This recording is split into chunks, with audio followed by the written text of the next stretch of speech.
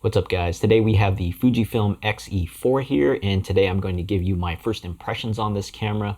This is Fuji's new rangefinder style camera out in 2021, and it's been out for a few months now. I've only had this camera for a short while, so this isn't really a full review, but more of a quick first impressions as someone that normally uses an XT3 and more recently the XE1, one of Fuji's older models that I still think is a great camera. Now, if you want a full list of specs on this camera, I'll leave a link down below, but just as a quick overview, the XE4 houses the same 26.1 backside illuminated sensor found in the XT4, as well as the XT3, the X Pro 3, the XT30, the X100V, as well as the XS10. I think I got them all.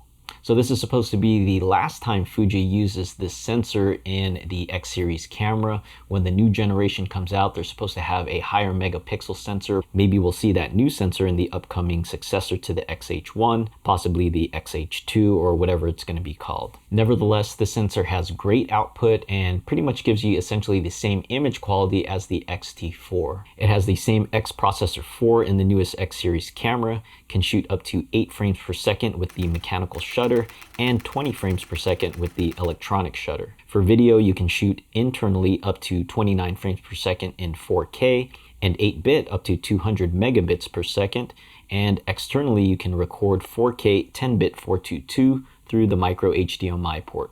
Slow motion is up to 240p in full HD. Of course, you get all the amazing film simulations Fuji is known for, including the new ones like Classic Negative and Bleach Bypass.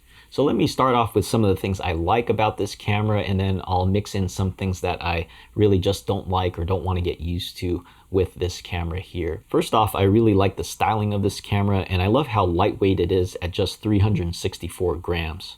Fuji went very minimal with the design, showcasing clean lines and very little distraction with regards to external buttons. It's a very sleek looking camera that can easily double as a travel accessory if you're into that kind of thing. To put it simply, it is a beautiful brick of a camera. I also like that the XE4 is so feature-packed in such a small body. Basically, you get everything as far as stills go with regard to features, just like the XS10.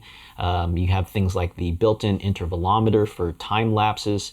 You have the automatic focus bracketing feature if you're into focus stacking, and they also even have an HDR feature that you can use if you find yourself shooting in a lot of high dynamic range environments. This new screen that tilts up and tilts forward as well for people who need to shoot and film themselves is really great in my opinion. I shoot landscapes and find it very useful being able to tilt the screen up or down for different angles. For shooting above the head, you can get almost perpendicular to the ground, which is better than the XT3 that can only get to about 45 degrees when pointing down. Then we have the flip up and forward feature, which is perfect for someone that needs to film themselves for vlogs or YouTube videos, which I like, but I understand not all will want or even need. One thing to keep in mind is that an external mic will get in the way if you want to flip the screen to monitor yourself, and you'll need to purchase some sort of bracket to attach the mic to the side. The screen also feels a little bit more delicate compared to something like the XT4 or the XT3. I really feel like out in the field, someone's going to have to be a little bit more gentle with the screen to be careful not to break it. A lot of people will point out this ribbon here in the back that's connecting the electronics from the camera to the screen, and I can see that being a problem if you're not very careful, or if something just gets snagged on it accidentally. It can break fairly easily, in my opinion. Regardless of that screen feeling a little bit more delicate, I really do like the build quality of this camera. I like the metal here on the top of the casing, and the buttons and dials all feel very responsive and clicky, very satisfying to spin. The shutter and exposure comp dial are very easy to spin and very nice to have, but just remember the ISO dial is no longer here. You'll now have to dive into the menu if you want to change your ISO, which is just a little bit of an annoyance. One annoyance that might add up to some of the other things that I might point out here a little bit later. Now, even though most of the build quality I really do like, one thing I really did not like was this little plastic nub back here. This was actually the first thing I noticed when handling the camera out of the box. It's apparent Fuji went a little cheaper on this part for whatever reason. And the joystick really does feel very plasticky. It almost feels dollar store like. So keep that in mind if you're someone who's used to something like the XT3. It wasn't really a great feeling joystick to begin with, but now they've switched to this even plastic, cheaper feel in the plastic, which really does take a little bit away from the build quality overall. Staying with the handling, the lack of a grip and the flat design of the right side might not be an issue if you plan to use this with the small f2 primes or the 27mm pancake lens that came out with this camera as a body. But anything bigger really is uncomfortable to hold for any extended period of time. You'll have to give it that T-Rex claw grip, and that can't be good for any hand in the long run.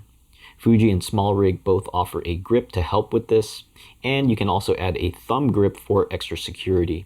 But then you need to consider that now you're adding cost and weight to your setup. So those are things that maybe you didn't think about before you purchased the camera, and they start adding up. The handling, as well as the lack of some of the custom function buttons on this XE4, really is one of the reasons that I am not going to keep this camera in the long run. Countless other reviews do mention the lack of function buttons as well as the grip, but it really is a good idea to hear it again, because when you're thinking about it, you think maybe it's not going to bother you once you get the camera, but that's actually the first thing that I noticed is the handling of the camera, and just realizing it probably isn't going to be the greatest camera for me, because I'm someone that really does appreciate a fast workflow when I am out in the field. Also mentioned in a lot of the reviews is the lack of the focus switch here on the front or even the side of the camera. Even the old XE1 has this switch. You can assign the function button on the top for this, but that will be at the cost of taking more away from the already limited ability to customize this camera. Some people like to enable the autofocus and manual focus, where you can activate manual focus if you spin the focus ring while holding down your focus button. It sort of works, but it's not a complete solution to the lack of a switch, in my opinion. For me personally, deciding on who this camera is for comes down to handling. Ask yourself what types of lenses you're going to pair with it. If you plan to just shoot quick snapshots with small primes, using it with a camera strap around your neck for travel or street photography, and just bring it to your eye for a quick image, then I think the flat surface and lack of a grip won't affect you too much. If you need to use larger lenses than the f2 primes, then I really think you need to think twice before you purchase this camera. Again, going back to the lack of buttons and dials, if you can shoot deliberately, knowing what settings you need in an environment that's relatively stable, then this camera might work for you. If you need to change settings on the fly, however, I think you should look at a different camera. I think Fuji took enough away from a control and handling standpoint from this camera that even if you learned the camera well over a few months of use, it still might be a little frustrating to use out in the field.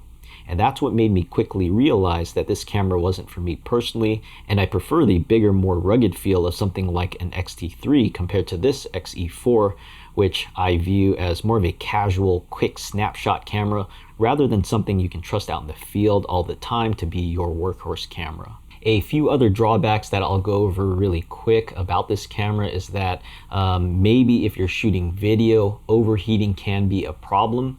The first night I got this, I was just playing with the menu and taking just a few snapshots, not even filming a lot of video. And when I was playing with the camera, the overheating message or the overheat warning came up, and it told me to turn the camera off or to cool it off. I can't remember exactly what it said, but it did give me a warning, and that's the first time I've ever got that on any Fuji camera. Also, when I was playing with the camera, it got really hot to the touch in the back here, so if you are going to plan to get this camera regardless, make sure you pull the screen away so that it cools down. Another thing that I noticed was that as I was just playing with the menus, that a hot pixel came up on the LCD screen. It eventually went away when I turned the camera off and let it cool down, and then I turned it back on again. It was gone, but just remember, this is the first time that has ever happened to me on a Fuji camera for the LCD screen. I know it's not such an uncommon thing, but for it to happen for the first time for me with this camera also added up to my decision to not want to keep this camera. Adding more to the cons list, we only have one card slot and below average to port battery life with the same Fujifilm battery that they have in the older cameras like the XT3 and the X100V. And you can see how this might not be a camera for anyone that does more than casual or quick burst photography or videography. You may differ from me in feeling that the sleek and minimal design, compact form factor, and lightweight specs of this camera, all while providing options for interchangeable lenses, will outweigh the drawbacks, and as always, you should ask yourself how you'll personally use the tool.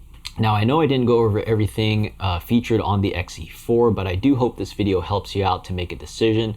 Of course, make sure you watch other videos and full reviews on the XE4 before you go out and buy this camera.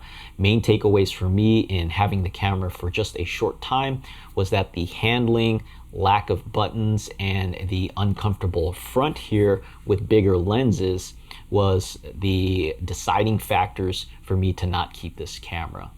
Anyway, I hope, again, you found this helpful. Make sure to click subscribe, ring the notification bell, and hit the like button, as it really does help to support this channel here. I'm barely making YouTubes these days because I am working full-time again, but I hope to make more in the future as far as editing tutorials as well as more photo tips. Until next time, take care, and we'll see you soon.